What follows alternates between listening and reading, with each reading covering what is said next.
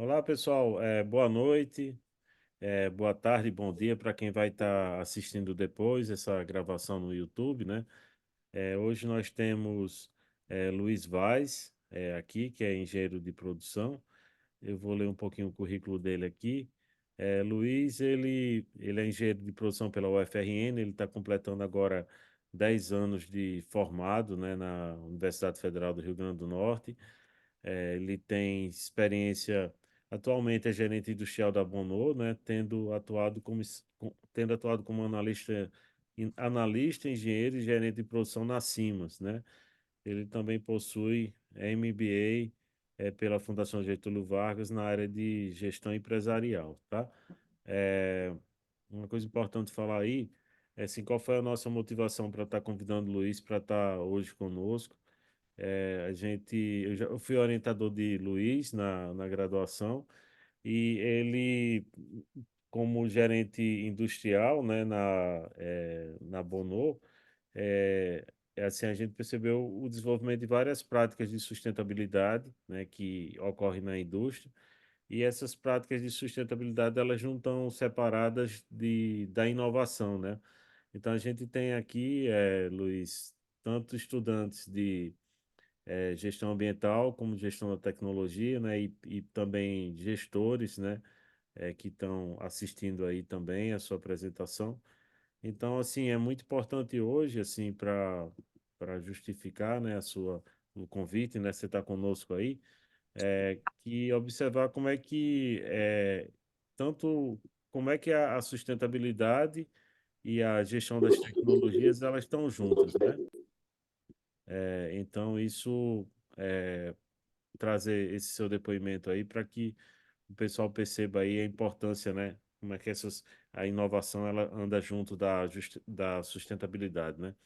Então fica à vontade aí, pode iniciar aí a sua exposição, tá? Depois a gente faz algumas perguntas aí. Obrigado, Júlio, pela introdução, obrigado pelo convite.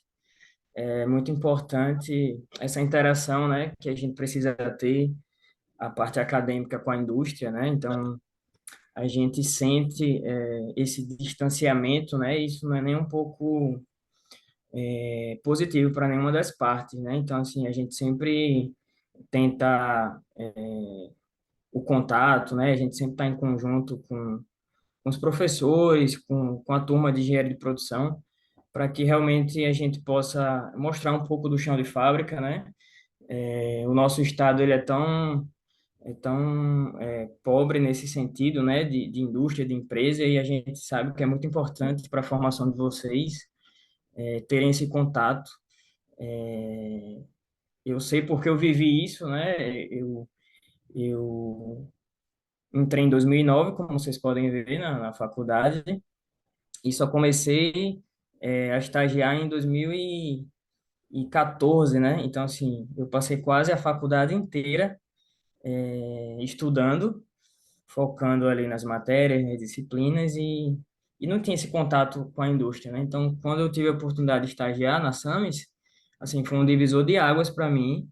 Então, assim, foi, assim, paixão à primeira vista, né? Então, assim, é muito importante que vocês possam conhecer a outra ponta, sentir como é o processo, como é a produção na outra ponta, sentir a dificuldade, as dores, né, que a gente pode tá conversando, alinhando para que realmente a gente consiga propor soluções, né, para a cadeia, né, que eu acho que o importante é isso, a gente poder se capacitar, estudar e propor soluções, né, para o mundo, né? Então, assim, não só para a empresa, mas que isso realmente faça uma diferença.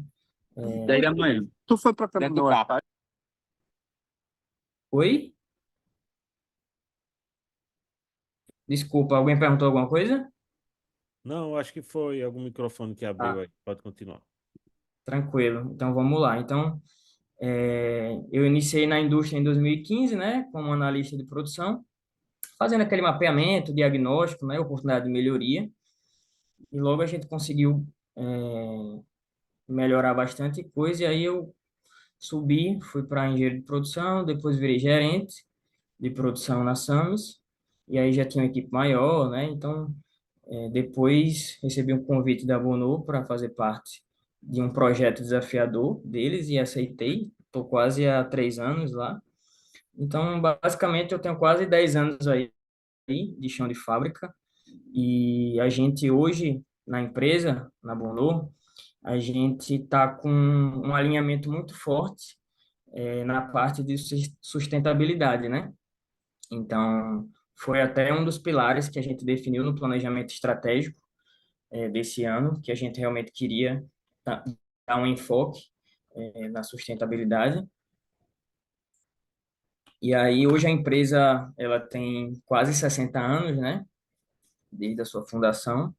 E a gente está fazendo esse movimento interno aí para a gente poder conseguir fazer produtos mais sustentáveis e conversar um pouco mais com o cliente final que vem demandando mais esse tipo de produto, né? Então, a gente tem todo o registro, o controle, monitoramento de todos os resíduos da fábrica, né?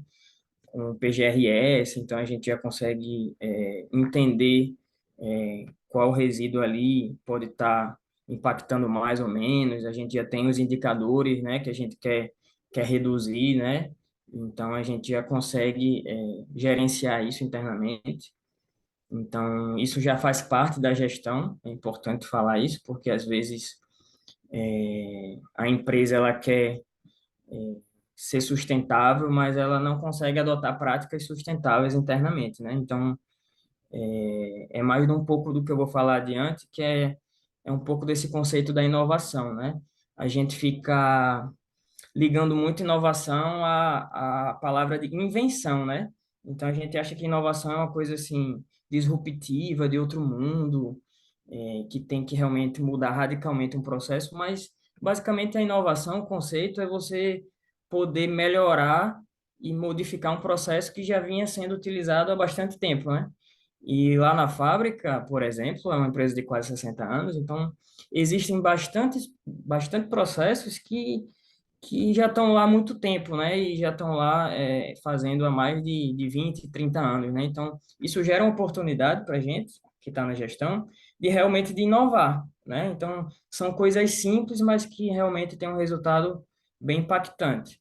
Por exemplo, agora a gente está fazendo um registro de todo o banco de dados que a empresa tem, né? Hoje a empresa tem uma, vamos dizer assim, uma sala cheia de papéis, né? Que tem que gerenciar de todos os aspectos contábeis, perfil de colaborador, registros do DP. Então a gente já está passando tudo isso para uma nuvem, né? Então, isso aí vai gerar uma economia, por exemplo, de tempo, de papel, né? São coisas simples que realmente a gente consegue gerar esse saving, né? Então, a inovação está totalmente ligada com essa parte de sustentabilidade, né? Então, na indústria em si, a gente tem vários exemplos de saving, né? Que é aquela parte econômica que a gente fala de um processo, né? Por exemplo, a gente tem ar comprimido, né? Que existe uma energia, existe um gasto para ter um ar comprimido, então a gente faz projetos internamente para poder economizar essa geração de ar comprimido, a geração de energia elétrica, o consumo de água, né? Então, a gente tenta otimizar tudo isso para que realmente a gente utilize menos recurso, na nossa linha de produção, né? Então, tudo isso são medidas sustentáveis, né? Até a produtividade em si, ela auxilia porque você consegue produzir mais com menos, né? Então, você desprendeu menos recurso ali de mão de obra, de tempo, né? De máquina. Então, uma máquina que teria que ter uma manutenção antecipada, de repente, de uma troca de componentes, não vai precisar ter, então a gente já economiza nesse sentido, né? No material que seria gasto. Tem a parte também de economia, de desperdício, né? Hoje a gente consegue mapear toda a nossa linha de produção e saber quais foram as linhas, quais foram os processos que geraram mais desperdício ou não. Isso está totalmente ligado aí essa parte do consumo, né, de matéria-prima. Então, hoje a gente já consegue mapear isso e traçar planos de ação, traçar metas para que a gente consiga reduzir isso e produzir com mais eficiência, né? Eu acho que a palavra que seria mais correta para a gente usar é eficiência, né? Nada mais do que a gente ser eficiente no que a gente faz. Não adianta mais a gente ser eficaz, né? Então, eficaz é você chegar naquele resultado a qualquer preço, a qualquer custo, né? Então, não é mais hoje isso que a gente precisa na indústria, né? Cada vez, cada vez mais a gente precisa de eficiência, né? Então, vários players aí, né, de concorrência, né? O nosso segmento é o segmento de botões, né? E botões em todos os sentidos, né? Então, nós temos mais de 30 mil SKUs, né? São mais de 30 mil produtos. Então, as matérias-primas que a gente usa mais são poliéster, ferro, latão, Zamac, que é uma liga metálica que leva zinco, alumínio, magnésio, cobre, né? Então, a gente utiliza bastante esses recursos para realmente transformar isso em aviamentos, né, que a gente chama, a gente transforma isso em botões, em ponteiras, em fivelas, né? Então a gente tá inserido aí em toda a cadeia da moda, né? Hoje a gente atende a todos os clientes que estão ligados à moda, né?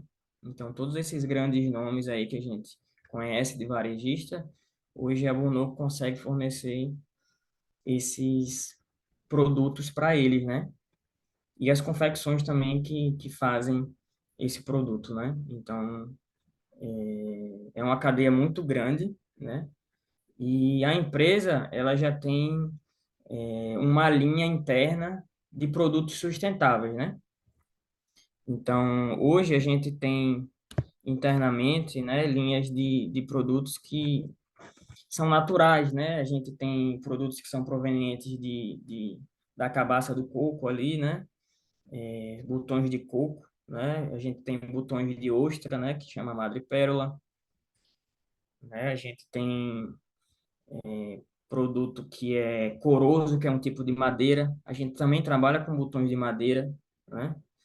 Então, a gente conseguiu aí fazer um P&D de um produto biodegradável, né? Então, a gente consegue hoje comprar essa matéria-prima biodegradável, processar e gerar um botão biodegradável que pode se desfazer no meio ambiente de 6 meses a um ano, né? Então, a gente já tem é, esse viés, né? E a gente vem trabalhando fortemente internamente para conseguir propor soluções mais sustentáveis para os nossos clientes, né? A gente tem uma linha de resina PET, né? Que é uma resina uma resina reutilizável, né? Que a indústria ela processa aquele material e fornece essa resina PET, já é uma resina eco, né? E a gente também tem uma linha de produtos que reutiliza os nossos produtos, né? Por exemplo, aqueles botões que não ficaram conformes ali, que a qualidade identificou algum desvio padrão, né? Identificou alguma coisa que não saiu de acordo com a especificação técnica. Esse botão ele é processado, né? Ele é triturado e aí ele serve como matéria-prima para outra linha de produtos que são essa linha de botões reutilizáveis, né? De acordo com a necessidade. E também a gente também tenta trabalhar com a linha de pigmentos naturais, né? A gente precisa usar pigmentos para atender os pedidos, né? Só para vocês terem uma noção, a gente trabalha com todo o Pantone, né? Então, o Pantone é uma cartela bem espessa, de várias cores, são praticamente infinitas cores que existem no Pantone, e a gente consegue atender todas elas, né? Então, é bastante trabalhoso essa questão de tentar pigmentar e sair de acordo com o que o cliente deseja, né? E é importante a gente entender a necessidade do cliente, né? Então, a partir dessa conversa que a gente tem com os nossos clientes, por exemplo, a gente identificou uma conversa com a Renner que a gente teve no ano passado, que eles estão fazendo um movimento muito forte para adequar os fornecedores deles para um manual que eles têm de substâncias restritas, né? A Renner, ela é uma das maiores varejistas, né, do Brasil, e ela tem que fornecer informações para a bolsa, por exemplo, de Nova York, da Nasdaq, né? E os investidores, eles olham muito essa parte de sustentabilidade, né? Então, a Renner é uma das varejistas que procura estar sempre inovando e inserindo essas questões sustentáveis ali no produto deles, né? Então, a gente teve uma conversa com a gerente do sustentabilidade da Renner e ela provocou uma demanda interna que ela tinha necessidade de produtos que não tivessem essa substância restrita, né?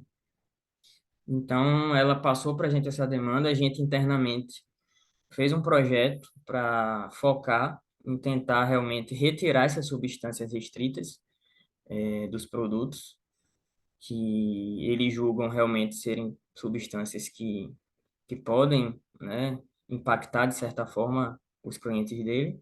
E a gente conseguiu adequar esse ano, né, a gente teve com eles na semana passada e a gente conseguiu adequar é, o nosso produto para não ter essas substâncias restritas, né? Então, ela vai começar a divulgar esse produto que é inovador, assim, só a gente no Brasil tem hoje, né? Então a gente vai ser pioneiro desse produto no Brasil e ela vai fazer uma divulgação para que realmente os fornecedores, toda a cadeia consiga se adequar e consiga entender essa demanda interna para que haja esse consumo mais consciente por parte dos faccionistas deles, né? Porque a Renner hoje ela não é igual a Guararapes, por exemplo. A Renner não produz a peça dela, né? A Renner é uma branding que terceiriza a produção. Então ela terceiriza para os faccionistas e o faccionista é responsável por fazer toda a peça. E o faccionista só entrega aquela peça da forma com que a Renner especificou naquele prazo, né? Então a Guararapes não, a Guararapes ela faz a cadeia toda, né? De A a Z, né? Ela compra um insumo, ela processa, ela lava, ela tinge, ela corta, ela costura, ela faz o aviamento, desculpa, ela insere o aviamento nas peças e despacha para as lojas, né, para Riachuelo. A Renner não, a Renner ela terceiriza tudo isso e realmente recebe sua peça, né? Então ela precisa fazer esse movimento interno para fora para que realmente conscientize as empresas que estão trabalhando com ela para que realmente elas entendam que a Renner quer seguir por esse caminho agora, um caminho mais verde, e é o caminho que realmente o mundo vem pedindo, né? Vem solicitando. Então, ela divulga os balanços para os acionistas, né? Então, ela precisa fazer relatórios de sustentabilidade para os acionistas da Nasdaq, por exemplo. Existem fundos que investem na empresa, que são fundos sustentáveis, né? Então, eles precisam ali realmente ter aquele sinal que a empresa está buscando aquilo, que a empresa está transformando o processo dela para ser mais verde e não só simplesmente colocar ali na missão, visão e valores, como a gente vê muito, né? Então, realmente, ela está praticando muito forte isso e a gente é um dos parceiros dela aí nesse sentido desse projeto, né? Então,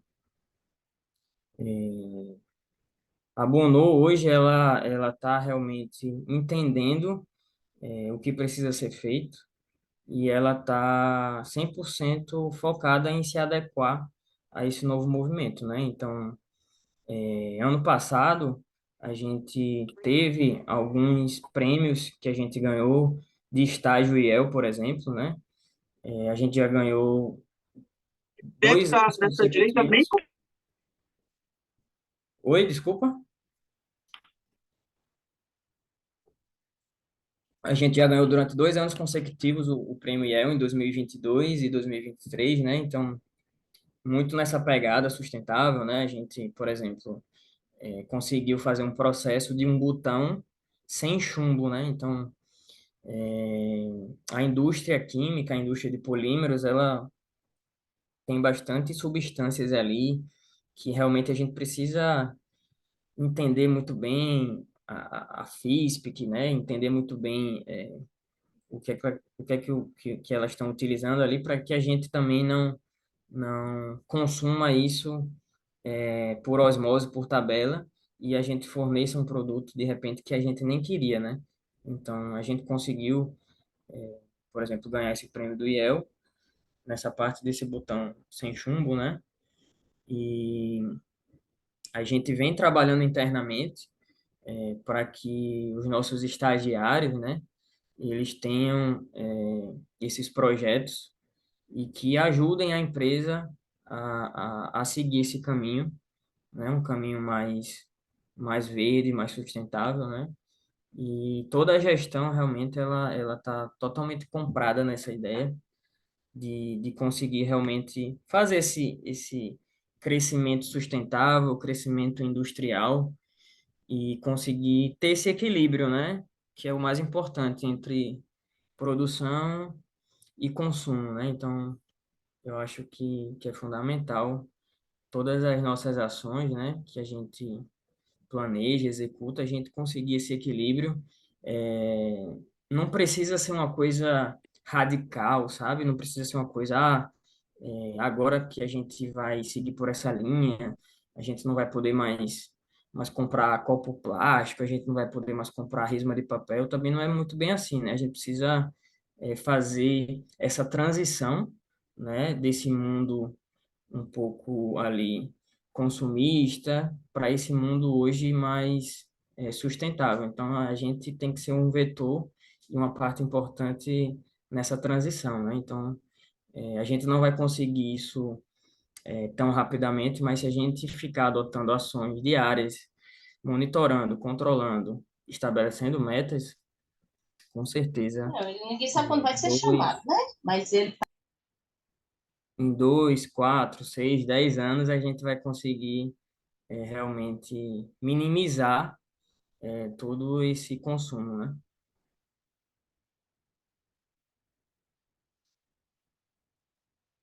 Ok. Eu preparei aqui algumas perguntas, Luiz, aqui para você. Como é que você observa assim, como é que a sustentabilidade ela tem sido importante, né, para a competitividade da empresa, né, da Bono? Como é que você vê isso assim?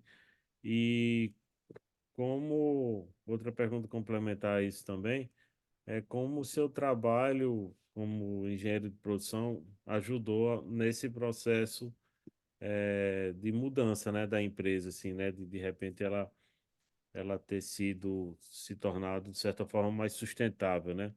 E- Então são duas perguntas, né? Como é importante assim para essa questão, essa perspectiva da sustentabilidade desses produtos verdes, esses produtos sustentáveis que você coloca aí, né? Como é importante para a competitividade do negócio e como é que isso, assim, como é que você observa que isso ocorreu nesse período que você está lá como gerente industrial? Obrigado, Júlio, pelas perguntas. Então, essa parte sustentável, ela consegue ser um diferencial no mercado de concorrência hoje, porque, assim, a China hoje é um dos maiores concorrentes do mundo, né? Então, a China hoje ela consegue fornecer qualquer tipo de produto com preço competitivo com tecnologia hoje, né? E com qualidade, né? Eu sei porque eu morei na China, né? Eu fiz Ciências Sem Fronteiras lá, apesar de ter sido há 12, 13 anos atrás, mas eu consegui enxergar essa transformação que ela fez. Então, hoje a China ela consegue entrar em qualquer mercado, né? Então, ela conseguiu copiar a tecnologia, ela conseguiu colocar as manufacturings na China. Então, ela começou a produzir para Apple, para Samsung, para essas grandes marcas, e o colaborador, o chinês, ele aprendeu isso, né? Ele passou 5, 10, 15 anos fabricando e ele aprendeu, e hoje ele sabe, né? E hoje eles têm engenheiro, hoje eles têm tecnologia para conseguir ser competitivo com essas outras marcas, né? Então, no mundo dos botões não é diferente, né? A gente tem um peso muito grande que é a China. Então, o nosso grande diferencial, né, que a gente consegue explanar é exatamente isso. Olha, o nosso produto ele não é só preço, né? Se você quer preço, você pode pedir da China, que lá realmente não vai ter um preço melhor, mas o nosso produto vai além, né? O nosso produto ele consegue adicionar todas essas questões sustentáveis, né? Então a gente explica um pouco de como a gente está trabalhando, explica um pouco é, de como a gente está conseguindo é, consumir menos, de demandar menos desperdício, de demandar menos recurso, né? A gente tem uma ETE hoje, que é uma estação de tratamento de efluentes, que tratam todos os resíduos que a gente gera, né? Então, mas não é porque a gente tem um ETE que a gente pode produzir de qualquer jeito, entregar de qualquer jeito para ela, porque ela tem os recursos que ela precisa utilizar para tratar esse efluente, né? Então, a gente precisa minimizar os impactos internos também para que a gente consuma menos produto químico, né? Que a gente produza com mais eficiência. Então, a gente consegue, hoje, usar essa questão da sustentabilidade para realmente ser um diferencial no mercado, dos botões, né? Então, os clientes estão começando a enxergar isso e estão começando a notar que realmente faz mais sentido eles pagarem talvez um pouquinho mais, mas por uma coisa que realmente eles têm uma garantia de que realmente foi bem produzido, que os insumos que estão ali realmente são insumos que provém de empresas realmente corretas, né? A gente consegue fazer a rastreabilidade hoje do nosso produto, então a gente consegue saber o que é que a gente colocou, qual o tipo de resina, né? O que é que a gente usou, então a gente consegue mostrar isso e o cliente consegue perceber, né? Esse valor adicional, né? Então consegue agregar valor ao produto. E a outra pergunta em relação ao que um engenheiro de produção tem como facilidade nessa questão, né, da Nessa sustentabilidade. transformação, né? Nessa transformação desse período aí. Assim, o que foi que você observou, né? Como é que isso mudou na empresa? A partir Eu do acho trabalho, que, né?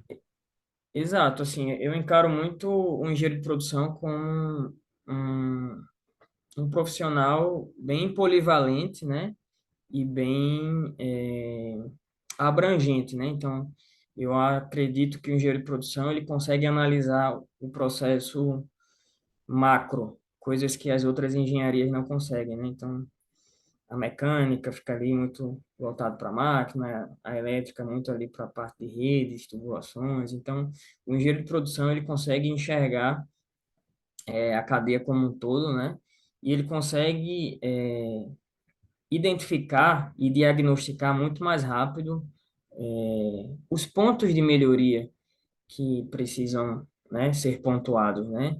Ele consegue fazer um diagnóstico muito mais bem feito, de acordo com as análises, né, que a gente aprende no curso, que a gente acaba saindo com essa visão analítica do processo todo, né? do início ao final, né? Então, isso ajuda muito, que a gente consegue pensar um pouco fora da caixa, né? Eu não digo que a gente pensa 100% fora da caixa, porque a gente ainda tem uma deficiência aí de criatividade, vamos dizer assim, na parte da engenharia, né? Mas tem essa parte cartesiana, mas o engenheiro de produção ele consegue se diferenciar e, inclusive, isso me ajudou muito, porque a gente consegue entender melhor do processo, identificar melhor, né, quais são as partes que precisam ser corrigidas e melhoradas, e a gente consegue projetar, né, e criar planos de ações, né, junto com a qualidade, né, essas disciplinas que a gente paga, né, dão uma bagagem muito boa para a gente poder conversar e alinhar com os outros setores, que, na verdade, tudo depende de um todo, né? Não adianta a gente sozinho, como engenheiro de produção, analisar um processo, definir um processo perfeito ali, mas que a gente precisa de mais dois pilares, né? A gente precisa de pessoas ali comprometidas a fazer e executar aquele procedimento e de máquinas adequadas e insumos adequados para viabilizar aquilo ali, né? Então, essa conversa que o engenheiro precisa ter aí com os outros setores é muito importante também para facilitar essa viabilidade nesse sentido. Uhum. Como é que é o processo da empresa ela entrar em contato com vocês e a partir da demanda vocês formatarem o produto para eles assim? Existe assim muita coisa, muitos produtos que já existem, assim, se você for colocar em termos percentuais assim, é, normalmente você já tem um produto pronto ou vocês têm que desenvolver um produto novo para essas empresas? Como é que é isso percentualmente assim? De você já ter quantos por cento já são de produtos que já existem, quantos por cento já são de produtos que vocês precisam desenvolver para atender a necessidade do cliente? Que tem a ver com os SKUs aí que você falou, né? Hoje a indústria ela é cumulativa, né? Então, por isso que a gente chegou nesse número de 30 mil SKUs, né? Então, a gente começou com um produto, obviamente, né? Tudo começa com um, e foi acumulando produtos no portfólio até chegar nesse número, né? E muito disso são produtos que também foram solicitados, foram demandados pelos clientes, né? Então, hoje a empresa ela recebe amostras de todos os produtos possíveis do mundo, né? Então, hoje a gente tem tecnologia para replicar qualquer tipo de amostra de botão que a gente venha receber. Então, existe um processo de criação interna, né? Que a gente fomenta isso com os nossos colaboradores, né? Já teve iniciativa interna para a gente premiar colaboradores que conseguissem criar produtos novos, cores novas, processos novos, né?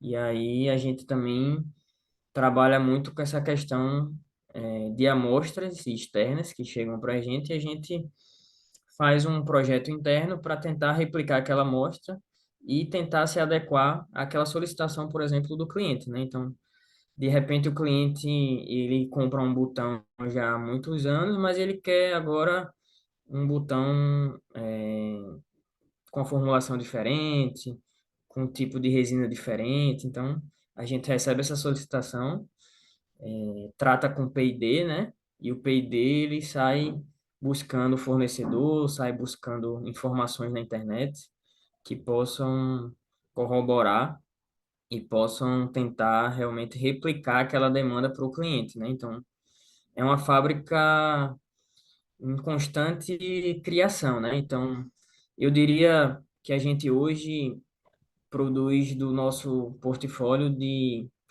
10 a 20% da nossa produção é uma produção inédita, né? Então, são coisas realmente que a gente nunca fez. Claro, é uma base igual, são processos que originam do mesmo procedimento, mas tem algo diferente, tem algo de inovador, tem um dedo do cliente, tem uma solicitação de algum representante, de algum estilista, né? Então, hoje a gente está muito ligado nessa parte da cadeia da moda, de desfile, né? Porque hoje os formadores de opinião são os estilistas, né? Eles lançam a ideia e aí a ideia é comprada, né? Pelos clientes e aí aquilo gera uma criação nova, gera produtos novos que começam a ser demandados, né? Então, isso também se inicia com essa parte aí da moda, né? Que hoje a gente até tem internamente uma pessoa que é formada em moda na fábrica e ela conversa com o externo para entender essas demandas que são novas para a gente poder internamente tentar criar esses produtos e se destacar, né, no mercado que hoje é tão competitivo, né? Então, a gente que é o consumidor final, por exemplo, a gente não consegue, às vezes, perceber esse tipo de aviamento. A gente sabe que a gente não consegue ter uma blusa sem botão, não consegue ter uma calça sem botão. É um item extremamente importante e necessário, mas às vezes a gente não presta atenção, né? A gente não vê aquele modelo, aquela referência, aquela cor, né? E às vezes passa despercebido. E a gente tenta realmente mostrar para os clientes que é um item extremamente fundamental. É, como é que é a questão da proteção intelectual, né? Por exemplo, desses botões assim, existem botões que eles são protegidos assim a partir de contrato com a empresa, ou tem botões que eles são de livre domínio. Existe assim alguma coisa que ele exige que tem que ser exclusivo para ele, assim, como é que é essa parte? Assim, hoje o mercado ele não consegue trabalhar com esse nível de patente, né? Então, tudo que é criado aí, ele acaba indo para a rua e a rua ela pode replicar aquilo que está lá, né? Então, não existe essa proteção sobre essa engenharia, vamos dizer assim, da criação, né? Mas E assim, a empresa, ela, às vezes, ela exige que aquele determinado botão só seja comercializado para ela, sim, existe alguma coisa. sim, existem algumas empresas, né? Existem algumas cadeias, né? De, de varejo, né? De repente uma shoulder, né? Que é uma empresa que tem bastante loja, a gente produz para eles. Às vezes a gente consegue ali fazer um aviamento que realmente há essa demanda e há essa solicitação de que realmente aquele item a gente só forneça para eles, né? Então, é mais no sentido de parceria, né? Então, se a gente desenvolve um botão, de repente, para Guararapes, que é um cliente muito próximo a gente, e eles pedem isso, a gente avalia, né? Essa questão da parceria, um Aramis também. Então, tudo é de acordo com a parceria que a gente tem com aquela empresa. E existe, sim, alguns itens que são exclusivos, né? E eles ficam exclusivos para aquelas marcas. E a gente respeita mais no sentido dessa parceria entre as empresas, né? E não porque há um contrato, e não porque há uma multa ali que alguém vai ter que arcar, né? Mas mais no sentido da parceria mesmo.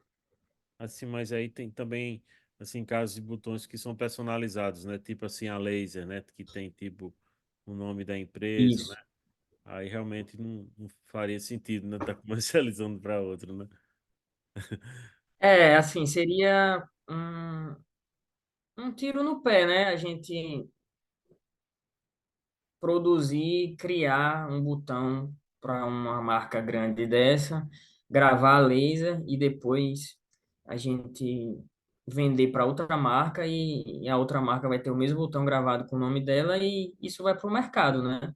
Isso vai para a rua e a empresa vai ver que a gente não cumpriu aquele acordo, aquela parceria, né? Isso com certeza geraria desgaste, né? Geraria perda de credibilidade, né? Da gente com eles, né? Então, a gente tem esse respeito muito grande pelos nossos clientes, né? Então, a gente atende sim essas solicitações quando exigem, a gente realmente procura seguir e cumprir com o que foi acordado.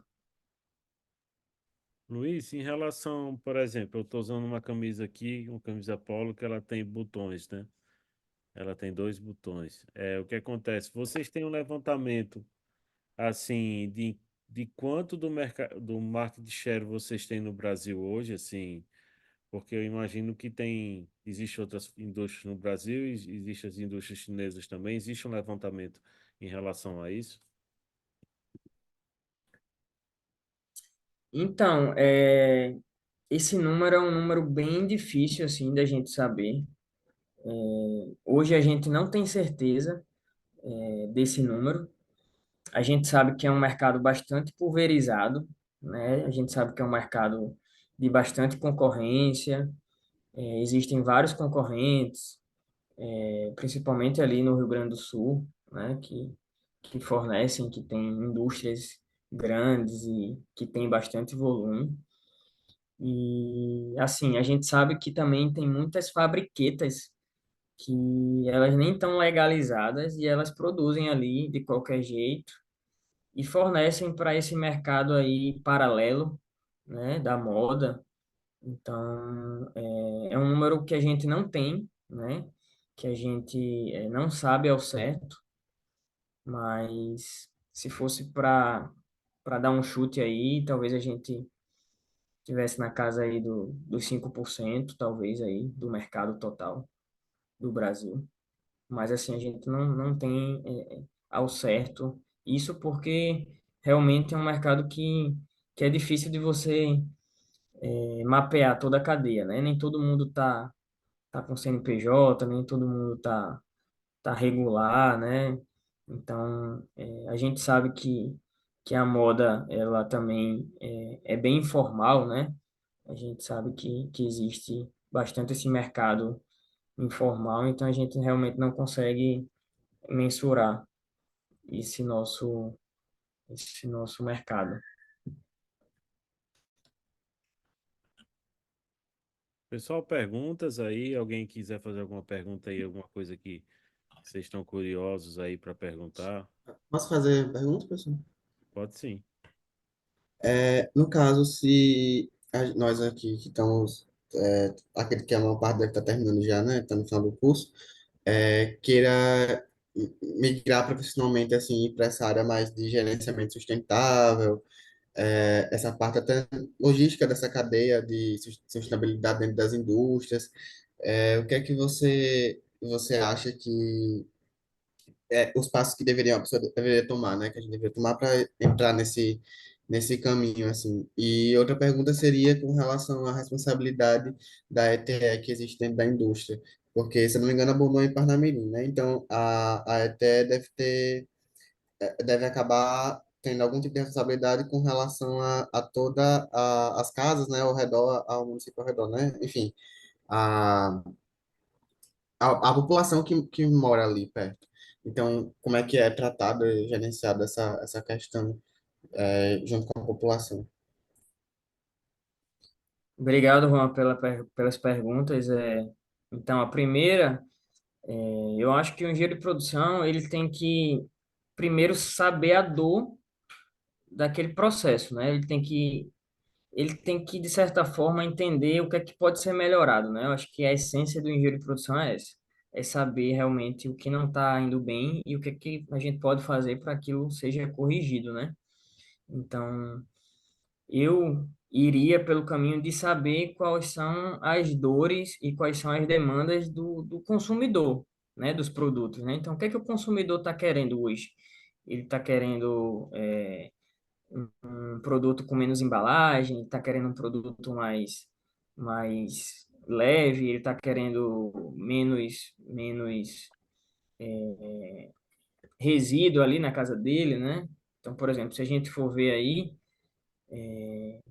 a gente pede hoje iFood, né? E às vezes a gente recebe muito mais produtos de embalagem do que propriamente a comida. Se a gente for fazer um balanço de massa aí e for ver, às vezes as embalagens, né, Júlio, pesam mais do que o próprio alimento em si, né? Então, é entender aí esse movimento, o que é que o cliente está querendo e poder propor essa solução para a empresa, né? Então, tudo é um alinhamento entre externo e interno, né? Então, não adianta você tentar ter um super projeto, uma super ideia nessa parte sustentável, mas que o seu cliente não valoriza.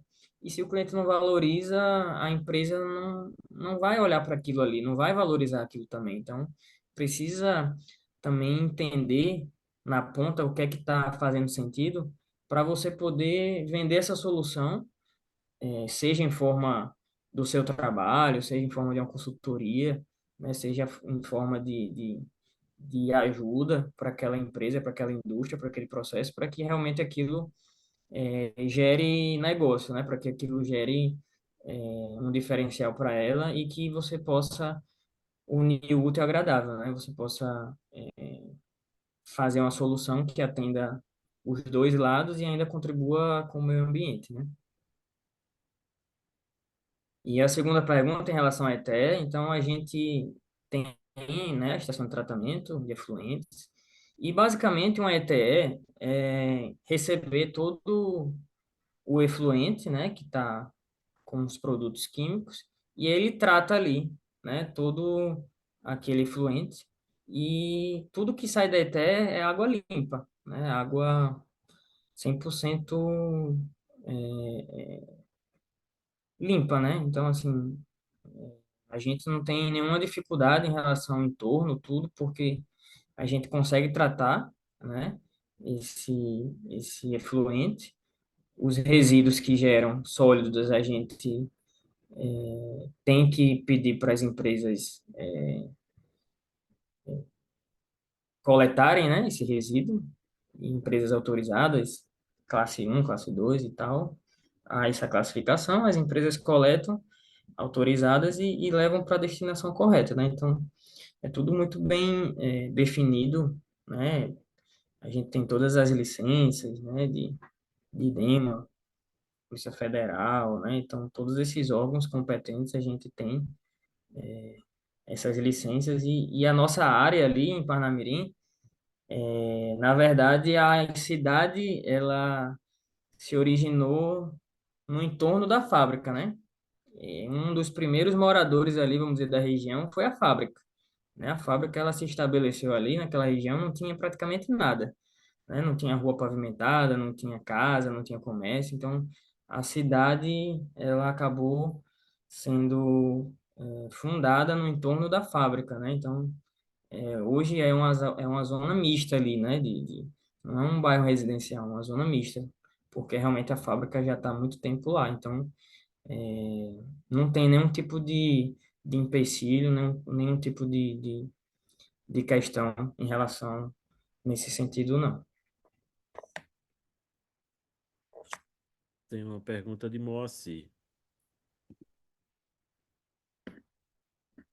Boa noite, moça. Boa noite, Luiz. Tudo bem? Tudo ótimo, e você? Bem. Eu queria perguntar se a fábrica ela tem alguma certificação, tipo 14001, que é de gerenciamento de resíduos. Tem alguma certificação relacionada a isso? Ou não? A gente tem uns selos, né, na fábrica, mas esses selos são selos que a gente conversou, né, com essas empresas que fornecem esses selos. Então, a gente tem o selo de empresas amigas do meio ambiente, a gente tem aquele selo reciclável, né? A gente tem o selo também que a gente auxilia na parte de educação infantil. Não sei se eu vou vou conseguir puxar aqui quais são esses selos. Deixa eu dar uma olhada aqui para ver se eu consigo puxar para te explicar melhor. Mas hoje a gente conseguiu esses selos, mas na parte dessa indústria, né, assim, a gente não tem muitas empresas que certificam, né? Então, deixa eu compartilhar com vocês aqui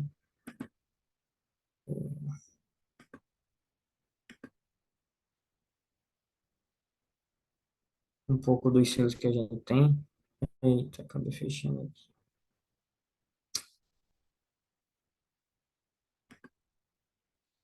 Eu acabei fechando aqui a página, mas eu posso mandar para o professor isso aí depois, e ele pode compartilhar com vocês. Boa noite, Luiz. É Alexandre. Oi, Alexandre, tudo bom? Só, só para compartilhar. É o Abrinq, Eu Reciclo e Empresa Parceiro da Natureza. Maravilha.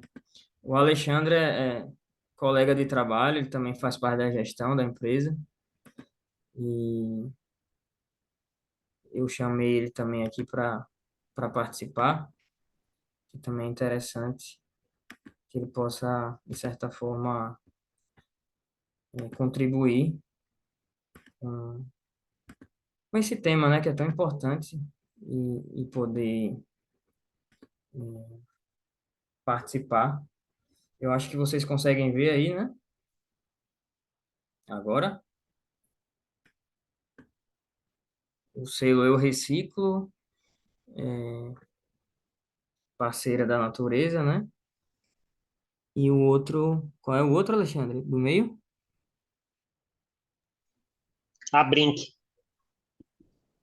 Abre aqui. Parceira das Crianças. Maravilha. Esse slide aqui eu nem ia apresentar, mas aproveitando aqui, são práticas sustentáveis, né, que a gente tem dentro da fábrica, né? Então, a gente hoje foca bastante na redução do consumo de Isamac, né, que é aquela liga metálica. Então, no reuso e na proporção que a gente utiliza de virgem e de recuperado, a gente conseguiu minimizar bastante essa questão. Tem a parte dos ETEs, né, da ETE, o efluente, que é 100% tratado. Tem as torres de regeneração, que auxiliam a ETE a minimizar esse impacto para ela. A gente tem o controle de indicadores de desperdício da fábrica, né? Então a gente monitora isso dia a dia, mês a mês, e estipula metas, estipula plano de ações para minimizar cada vez mais. A gente tem um setor da qualidade total na fábrica hoje, então a gente tem, inclusive, um engenheiro de produção, que é analista de qualidade, e outro engenheiro de materiais, que estão à frente do setor de qualidade, e o setor é justamente para poder tentar fazer com que a produção seja mais eficiente, né? Então, quando você produz com qualidade, você acaba sendo mais eficiente, né? Então, você acaba tendo menos desperdício e mais produção, né?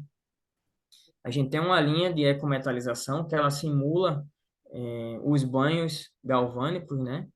Então, ela simula esse banho e ela não tem a presença de algumas substâncias, né? E esses selos que a gente comentou.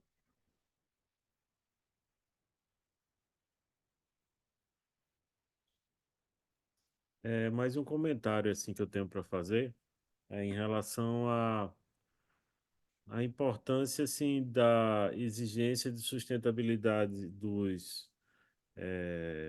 dos compradores de vocês, né? Que acaba exigindo que vocês sejam sustentáveis também, ou vocês criem produtos sustentáveis também, né? Então isso acaba, assim, do meu ponto de vista é que a competitividade ela vai estando cada vez mais relacionada à sustentabilidade da empresa, né? Dos fornecedores, né? E aí está acontecendo com vocês, e você acha que isso é um padrão para estar acontecendo junto a várias empresas, assim, no mundo, assim, Luiz, assim, e isso, em que medida isso bate até com a primeira pergunta que foi feita aí de ter esse profissional que colabore com isso. Como é que você vê isso? Júlio, eu vejo muito no sentido do consumidor demandar esse tipo de produto, sabe? Então, assim, a empresa ela tá ali para transformar aqueles insumos em produtos que os clientes querem usar, né? Então, assim, ela é um canal de transformação, né, para que o cliente possa consumir determinado produto. Então, eu vejo que essa questão sustentável, ela tem que ser puxada pela gente, pelo consumo, né? Por nós, né? Não adianta a gente querer que o mundo seja sustentável se a gente não está sendo sustentável. Claro que a gente não precisa ser 100% sustentável e ser radical, né? Porque não dá. A gente sabe que tem que ter um equilíbrio. Mas eu acho que essa demanda, essa cadeia, e os consumidores mais novos, eles já têm essa conscientização, coisas que a gente não via lá atrás, né? Se a gente pegar essa nova geração, é uma geração mais consciente, é uma geração que topa pagar um pouco mais por uma coisa que realmente impactou menos o meio ambiente, sabe? Então, assim, eu vejo que é muito essa produção puxada, né? Falando da engenharia de produção em si, cara, essa produção ela tem que ser puxada por nós. Não adianta a gente empurrar como indústria aqui se a gente não vai ter consumo aqui na outra ponta. Se as pessoas não estão valorizando aquilo, se as pessoas não estão consumindo aquilo, né? Então, é uma demanda que tem que realmente ser provocada, puxada por nós, consumidores, para que realmente a gente consiga fazer essa mudança na cadeia, né? Pessoal, mais alguma pergunta aí? Eu tenho, professor. Sim. Boa noite, Luiz, tudo bem? Pois não? Consegue me ouvir? Sim, sim, pode falar. Tá. Trabalhei na Guararapes por 2 anos e uma das maiores dificuldades que eu percebia, trabalhava no setor de compra de suprimento e a gente era cliente de vocês, da Bono, e uma das maiores dificuldades que eu percebia na área industrial era a dificuldade de conseguir fazer uma boa ocupação de todos os equipamentos que a indústria tinha à disposição. A gente tinha um ótimo maquinário de estamparia digital e por meio de calandra, lavanderia para parte de jeans e diversos outros equipamentos. Então, eu via que a indústria ela tinha uma dificuldade de fazer uma boa ocupação disso, até da malharia. E aí você falou que a Bono tem 30 mil SKUs. Então, eu te pergunto, a maior dificuldade hoje para você, que é gerente industrial da Bono, é conseguir fazer uma boa ocupação de todos esses recursos ou se é ter realmente uma capacidade produtiva que consiga alcançar toda a tua carteira de pedidos? Então, a Bonô, ela é uma empresa 100% de demanda puxada, né? Então, hoje a gente não consegue produzir para estocar, né? Desculpa, eu não consegui ver seu nome, está aparecendo outro nome aí embaixo. Como é seu nome? Guilherme, Paulo Guilherme.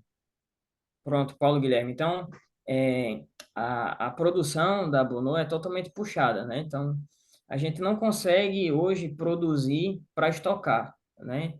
Então, uma das dificuldades que a gente tem é que essa escala de produtos, elas são pedidas aleatoriamente pelos clientes e pela sazonalidade natural dos eventos que acontecem durante o ano, seja eventos festivos, seja movimentos de moda, né, de lifestyle, né? Então, a gente hoje tem esse portfólio, mas a gente não consegue determinar né, quais itens a gente precisa produzir, né? E o cliente é que determina isso, e muitas vezes esse item ele é totalmente personalizado, né? Então ele quer o item da cor daquela coleção que ele está lançando da Amazônia, ele quer com a gravação de uma marca que está fazendo collab com ele. Então, assim, são itens totalmente novos, apesar de serem itens que a gente produz, mas que tem um detalhe diferente ali que precisa realmente entrar no PCP para que a produção possa fazer e produzir aquele item, né? Então, uma das dificuldades que a gente enfrenta é exatamente essas solicitações aleatórias, né? E a gente realmente tenta encaixar esses pedidos da melhor forma possível dentro da produção. Deve ser muito parecido com o que acontecia lá na Guararapes, né? Por exemplo, vocês tinham toda a linha, né? Mas pode ser que naquele mês ou naquele trimestre a demanda por jeans foi muito baixa. Então, vocês ficam ali estocados com malharia de jeans, com aviamento de jeans, né? Com as máquinas de jeans, com a célula que vocês têm lá especializada de jeans, porque não houve aquela demanda, né? Não, o mercado não está pedindo aquilo, né? Então, é, a gente tem também toda essa capacidade, mas a gente realmente tem que ficar alocando os processos, as pessoas e as máquinas de acordo com essa demanda dos clientes. Legal. Eu tenho mais um. Pode perguntar. Você tem uma trajetória muito interessante. Começou como estagiário, trabalhou de analista, o professor falou, hoje é gerente de business.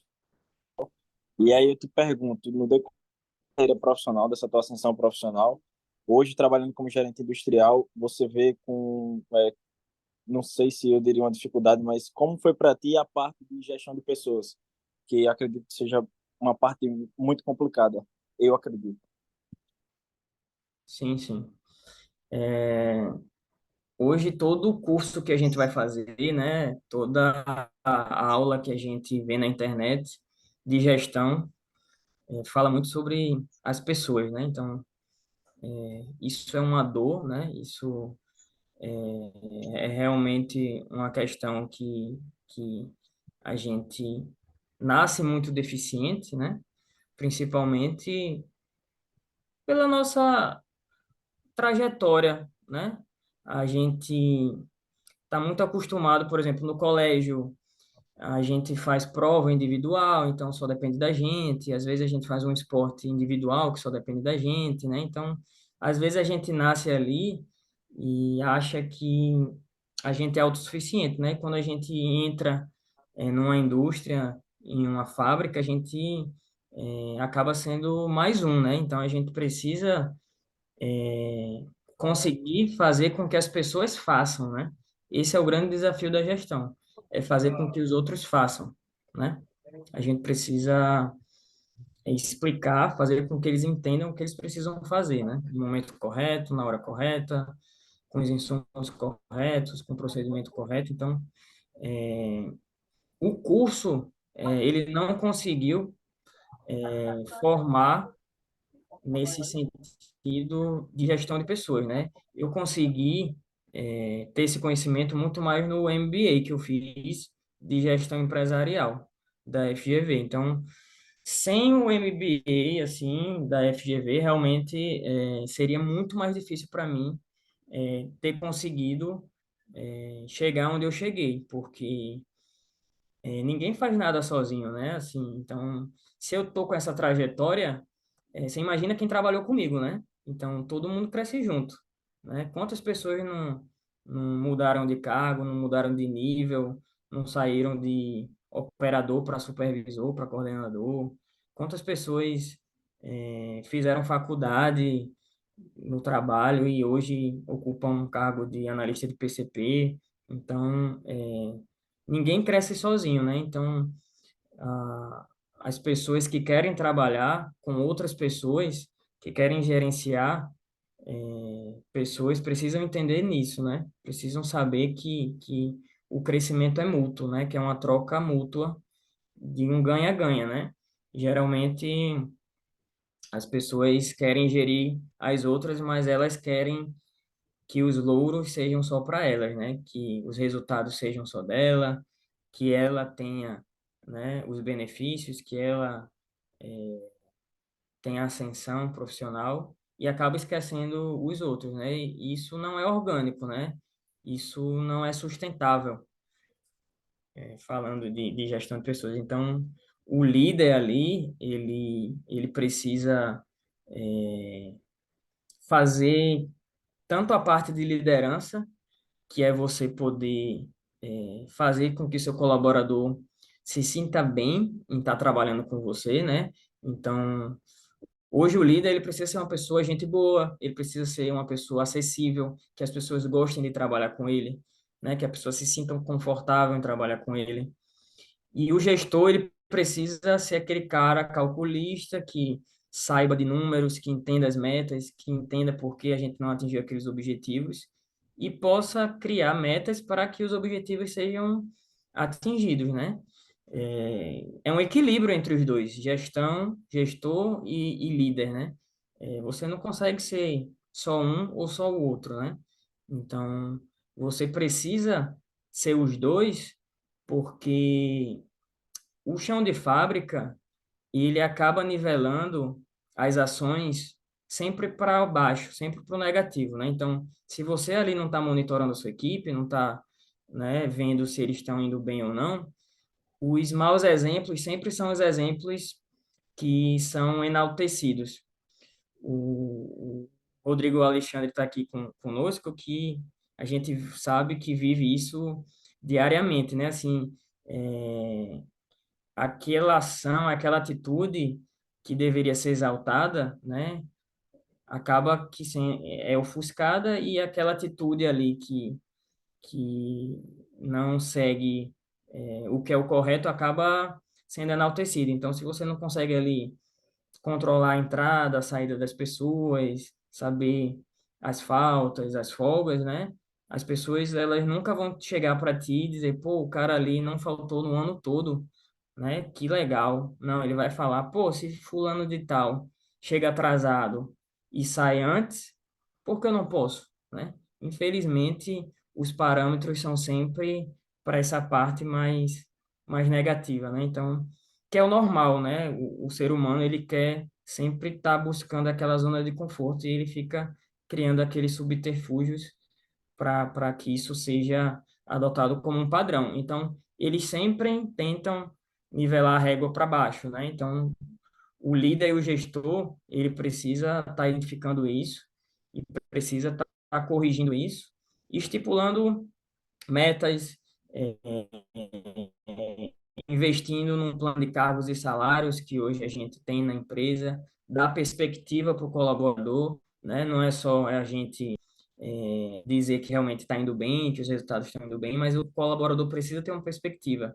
Pô, eu estou nessa função, quantas funções eu posso subir, quantos níveis eu posso subir, o que é que eu preciso fazer, quais são minhas competências que eu preciso adotar para eu realmente fazer acontecer, né? Que dependa só de mim, não dependa do líder gostar de mim, não dependa de eu querer bajular ali. Então, realmente, a gente cria todo esse meio ambiente, esse environment, para fazer com que o colaborador se sinta à vontade e tenha a perspectiva de que ele possa crescer com as próprias pernas, né? E com os próprios braços. Então, hoje, dentro da empresa, a gente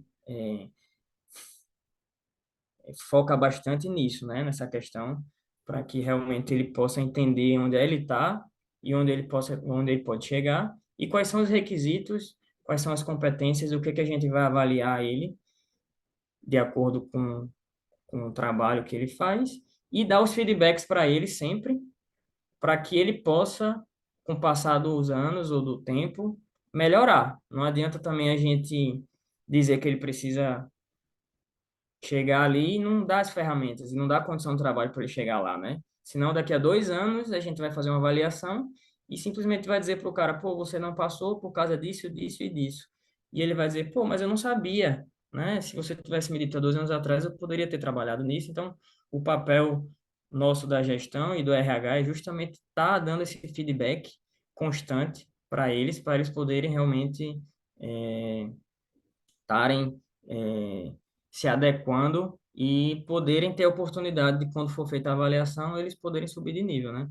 Então, a gente fala muito que a gente quer que todo mundo seja promovido, né? E não tem desejo maior de um líder, de um gestor, de ver as pessoas serem promovidas e crescendo, né? Então, se você é líder, se você é gestor e você não tem esse sentimento positivo de ver as pessoas crescendo, tem alguma coisinha errada.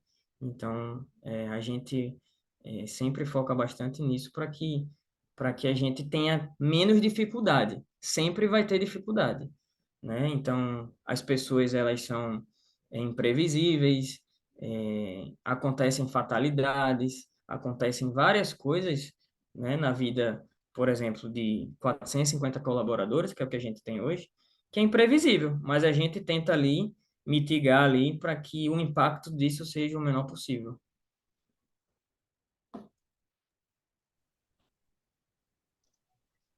Luiz, só para Obrigado. corroborar, boa noite, pessoal. Só para corroborar, ainda tem a questão da quebra cultural, né?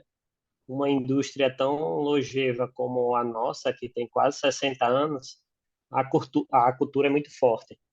Então, em paralelo a essa questão do pessoal, você ainda tem que administrar a questão cultural, né? Porque tem colaboradores com 25, 30 anos de casa que imagina que o camarada que foi contratado em 87, 85, que é mais velho do que a gente tem de idade, eles têm de empresa e você ainda tá trabalhando e conversando, trazendo ele para o time e motivando diariamente diante dessas circunstâncias, né?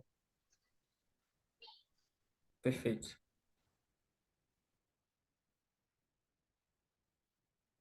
Então, mais alguma pergunta, pessoal? Então, eu vou agradecer aí a participação de Luiz Vaz aí, também a contribuição de Rodrigo, né, conosco aí. É, e assim a gente tem gratidão, né, ter uma empresa aí rumando, assim, caminhando para ser centenária, né, se tudo der certo aí, né, já com mais de 60 anos, né, então assim é impressionante, assim. E assim, eu acredito que se não tivesse, como a gente tem alunos de gestão da tecnologia, se ela não tivesse investido muito em inovação, ela não estaria hoje aqui, né? Então, acho que a inovação desses, para chegar a 30 mil produtos, não é brincadeira, assim. Se a gente for imaginar uma empresas que tenham criado 30 mil produtos, e não vai conseguir encontrar muitas empresas que têm essa quantidade de produtos, então, realmente é impressionante isso, assim.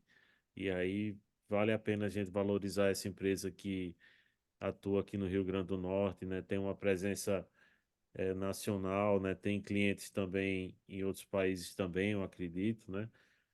Então a gente fica orgulhoso e é bem importante ter esse tipo de testemunho, a gente compartilhar essa informação, esse conhecimento sobre a Bonô, né? Para que as pessoas conheçam. E realmente, uma forma também de vocês darem uma contribuição também para a sociedade, compartilhar essa informação, esse conhecimento.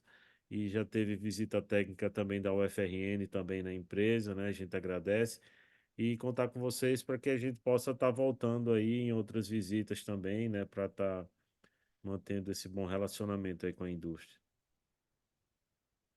Com Deixa. certeza, a gente está de portas abertas, né, para essa parte acadêmica, né? Então, a gente sempre está em contato com vocês, com o corpo docente, com os alunos, seja via estágio, seja via projetos, né? Não só na engenharia de produção, mas a engenharia de materiais, a engenharia química, né, que fornece um auxílio bastante grande para a gente. E a gente está de portas abertas para vocês, né? O que vocês precisarem, se quiserem visitar, se quiserem fazer estudos, projetos que sejam ligados a essa parte de sustentabilidade, a gente tá totalmente disponível, né, Alexandre? Sim, sim, as portas estão abertas para vocês conhecerem, visitarem. É sempre um prazer recebê-los. Eu acho que o mais importante que Luiz falou e frisou é que uma sustentabilidade, para ter todos os seus efeitos, na sua essência, é nós consumidores provocar isso. Porque acredito que a gente vê lá diariamente várias marcas e quando você fala sobre sustentabilidade, pensa em aumento de custo, se vai pesar, se não vai. Então, tem várias marcas que criam esse branding aí por trás que na prática não se sustenta, né? Tenta ver a política de cada empresa e nós, como usuários, comecemos a exigir essas práticas, porque nós sofremos, uma indústria com quase 60 anos sofre, né, na sua atuação, porque grandes marcas continuam comprando de fabriquetas, onde fomentam a informalidade, onde fomentam o desperdício, onde fomentam a poluição, e não é isso que nós queremos para as futuras gerações, né? É bem pertinente. Eu acho que só um ponto que Luiz ficou claro, que não, pelo menos eu acho que não ficou claro, foi uma pergunta do Júlio. Júlio, hoje nós temos um cadastro interno das marcas. Tá? Como o mercado têxtil ela se divide em alguns casos por faccionistas, nós só fabricamos o produto se tiver autorização da marca.